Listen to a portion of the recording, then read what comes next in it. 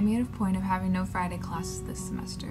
The reasoning behind that essentially boiled down to missing less when I go to Sundance. But now I have this Friday all to myself, so why not do something with it, instead of staying in. Again. It's funny how when you have such concrete, premeditated plans, you seem more capable of yanking yourself out of bed at some ungodly hour. I'm almost never up this early to see the light begin. Off in the distance outside my window there are palm trees. Palm trees haven't stopped being cool for me. I imagine they line some quintessential 50s residential street. I hope not just a warehouse.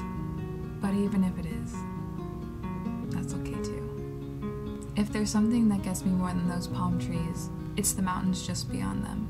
Perhaps hills are more accurate. Regardless, after almost 10 years of living amongst corn or cotton fields, which, don't get me wrong, have a distinct beauty of their own, but mountains, land that rises, just has this magical effect on me. Like the world can still be new. You and I think we've seen everything, but we haven't. I forget this quickly, but immediately we realize how much new beauty there is still to be seen. Each time I leave my little university world, it seems like such a hassle to do so. But the more I see of Los Angeles, the more I see of what I haven't seen, the more this city grows on me. There is a condition to this.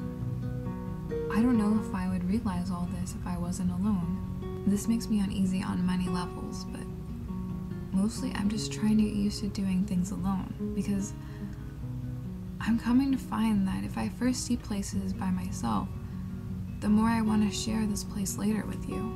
Of course I wish you were there the first time. I want you to protect me from the beach roaming, hot springs partner searching Robs of the world. I wanted you to laugh at me when I looked up and saw two kids on the pier above watching me film myself. I wanted you beside me as my bare feet made sweat marks in the concrete and my body pressed up against the railing while I watched skateboarders impale themselves. Yes, I wanted all of this, but I need more to shake this feeling that being by yourself equates loserdom or loneliness, because it doesn't. I would have missed so much if you were there.